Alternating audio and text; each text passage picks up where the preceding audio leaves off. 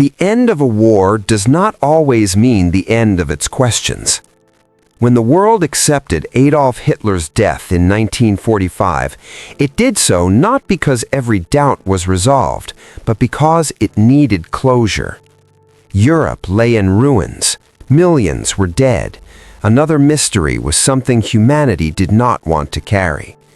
But history does not disappear simply because it is inconvenient. In the months following Germany's surrender, Allied intelligence agencies were flooded with reports, sightings, rumors, testimonies.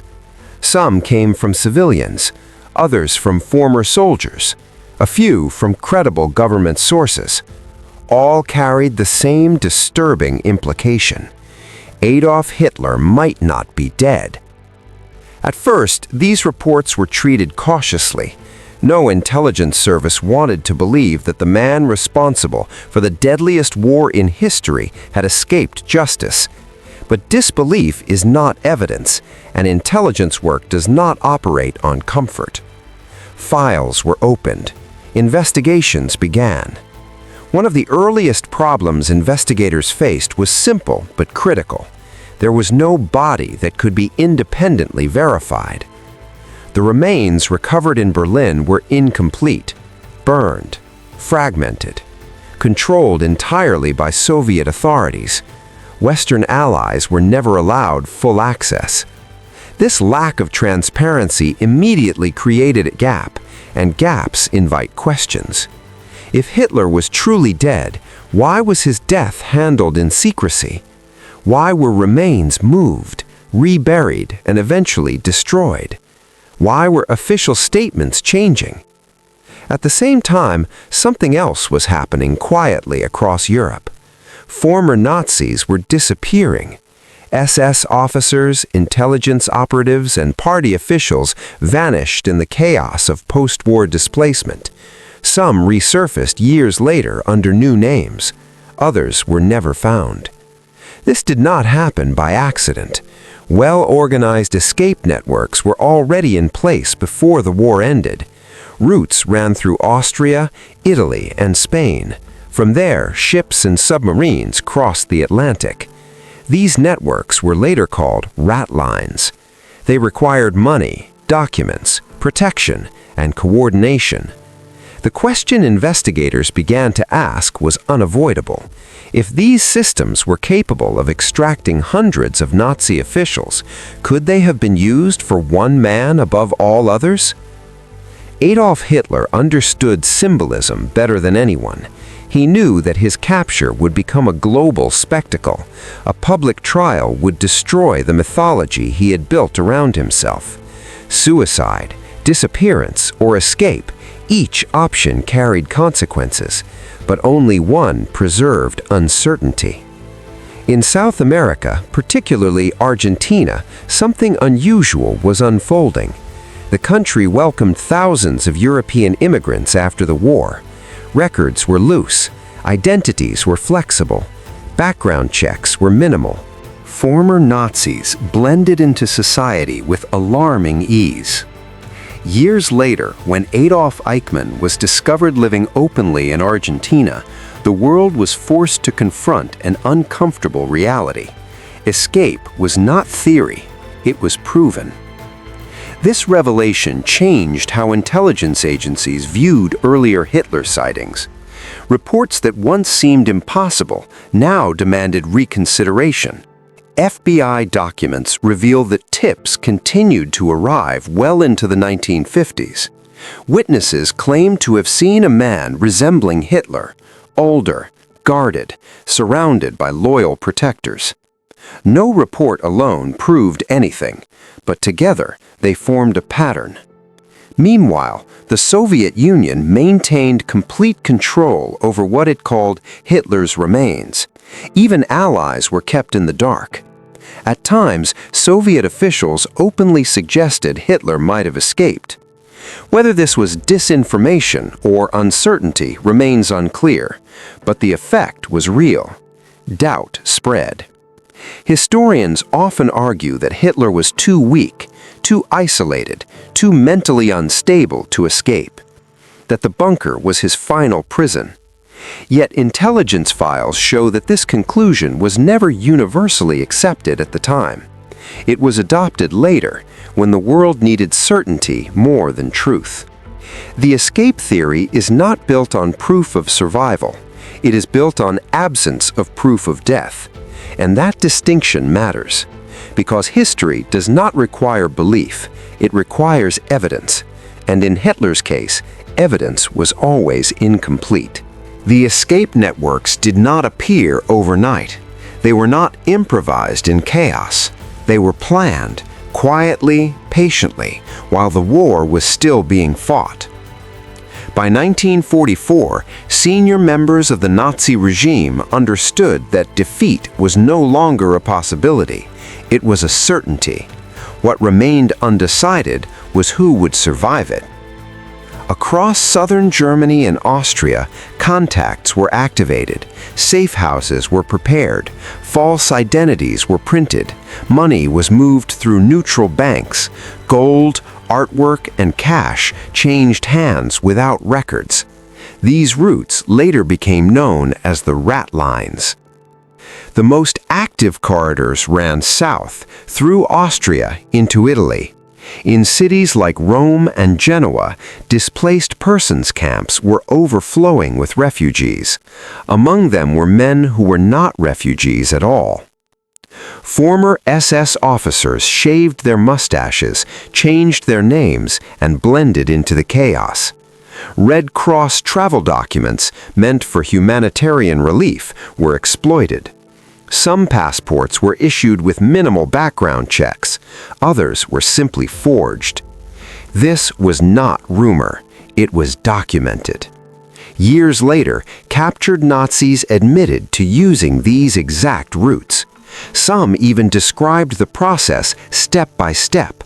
Monasteries, safe houses, sympathetic officials, and ships waiting at ports.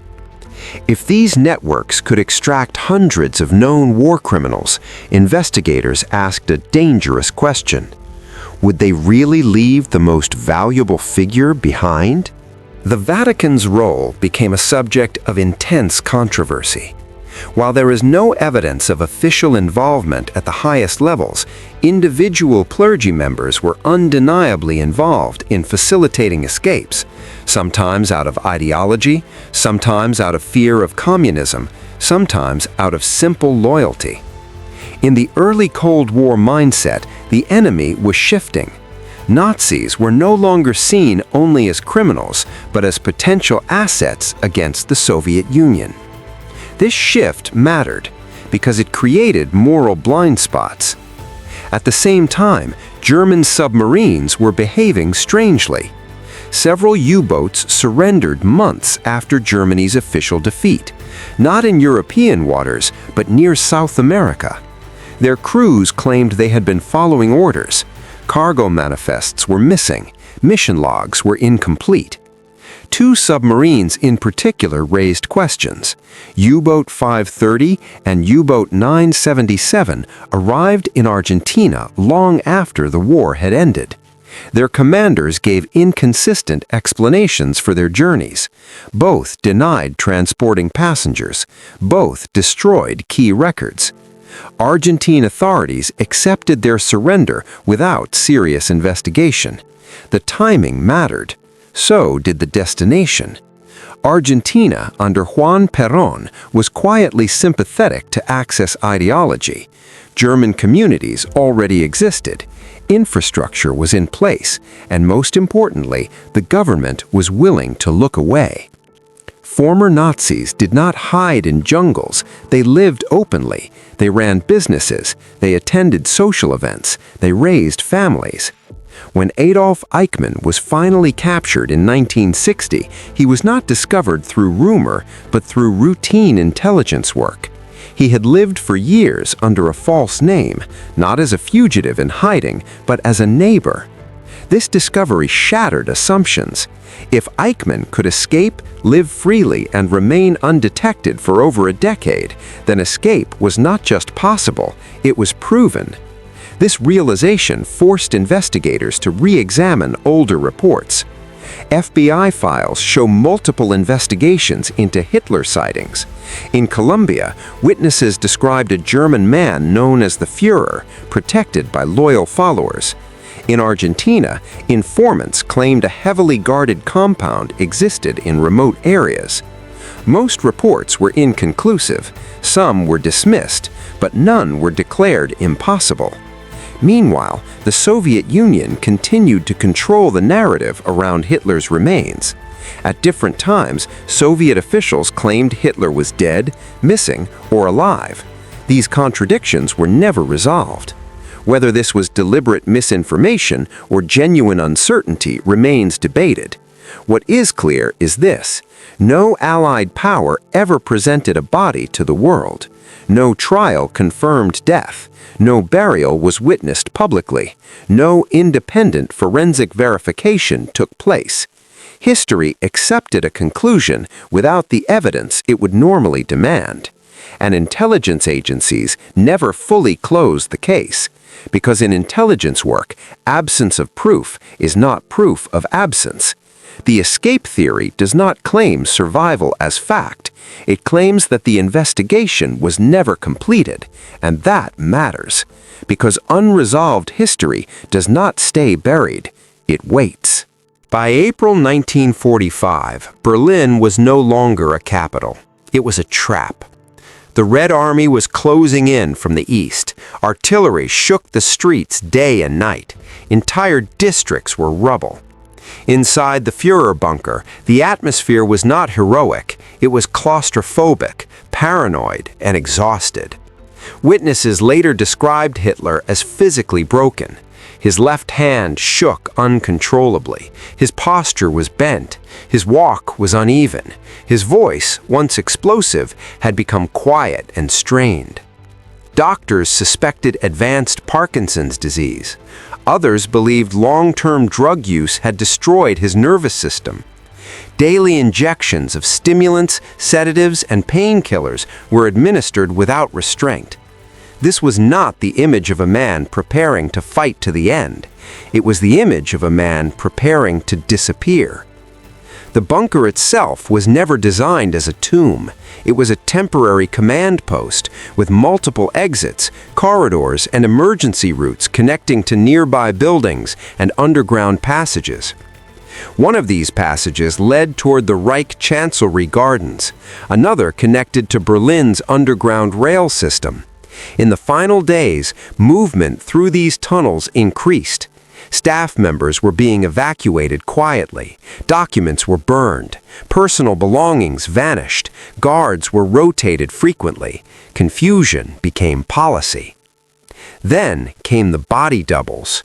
This is where the story becomes uncomfortable. Multiple witnesses independently reported the existence of Hitler lookalikes. Some were used for security, others for propaganda. At least one was confirmed to have died earlier in the war under suspicious circumstances. Dental records later presented by the Soviets were never examined by independent experts. The jawbone fragments shown decades later were already degraded and incomplete. No DNA testing was ever conducted, despite technology later making it possible. The official suicide story rests primarily on testimony, not physical proof, and testimony from people who had every reason to lie. By April 28th, orders inside the bunker changed tone. Hitler spoke less about victory and more about legacy. He dictated his political testament. He married Eva Braun in a brief ceremony. These actions are often used as proof of suicide intent. But historians note something else. They are also consistent with closure, not necessarily death. On April 30th, the timeline fractures. At approximately 3:30 p.m., Hitler and Eva Braun were last seen alive. After that, accounts diverged sharply. Some claimed a gunshot. Others claimed poison. Some said both. Others never heard anything at all. Bodies were allegedly carried outside, doused with fuel, and burned under artillery fire. This alone raises questions. Experienced soldiers knew that cremation under open conditions, with limited fuel during shelling, would not fully destroy remains, especially not beyond forensic recognition. Yet no intact remains were recovered. Soviet forces arrived days later. What they found was not a crime scene, but chaos. Burned bodies, rubble, unmarked graves, and confused witnesses. Stalin himself publicly expressed doubt about Hitler's death. He told Allied leaders that Hitler may have escaped, possibly to Spain or Argentina. This was not rumor. It was a statement from the head of the Soviet Union. Western intelligence quietly reopened files. British MI6 analysts examined escape logistics. The conclusion was not that escape happened, but that it could have happened. The question was no longer, is it true? It became, can we disprove it? And they couldn't. Hitler did not need to travel openly. He did not need speeches or power. He needed time, silence, and loyalty. And he had all three. Supporters remained fanatically devoted. Financial resources were hidden abroad long before 1945. Escape routes were already active. Even a weakened man could be moved, especially if the world believed he was already dead. History prefers simple endings, but reality is rarely simple. By the early 1950s, intelligence agencies gradually closed their investigations, not because they reached certainty, but because political priorities changed. The Cold War demanded new enemies, and unresolved mysteries were inconvenient. The truth was shelved, not solved. Decades after the war, the mystery of Hitler's fate continued to attract attention. Declassified intelligence files, now available to historians, reveal one consistent theme: absolute certainty was never achieved. The FBI documented dozens of tips and eyewitness reports, some placing Hitler in Colombia, others in remote areas of Argentina. Agents investigated, followed leads, and interviewed witnesses. None of the claims were conclusively verified, but neither were they dismissed outright. Meanwhile, scientific analysis added complexity. In the 1990s, Russian authorities allowed limited study of what were believed to be Hitler's remains. Fragments of a jawbone were examined and matched with dental records. A skull fragment, however, later tested, belonged to someone else entirely. No DNA testing was ever done to confirm identity conclusively. Historians and forensic experts now agree: physical evidence is incomplete, testimony is inconsistent, and gaps remain. Yet the escape theory persists, not because it is proven, but because historical evidence is inconclusive. Why does the myth survive? Because Hitler's disappearance, real or imagined, touches on fear, power, and unresolved history. The man who orchestrated the deadliest war in human history created a vacuum even in death. Absence of evidence became fertile ground for speculation. Some argue he could never have escaped physically. Others point to the existence of networks, money, and loyal followers as evidence of possibility. The truth may never be known. What is certain is this: the Third Reich ended. Hitler's leadership collapsed. His physical fate remains partially unknown. Historical records, intelligence files, and forensic evidence leave questions open. History does not require belief, it requires evidence.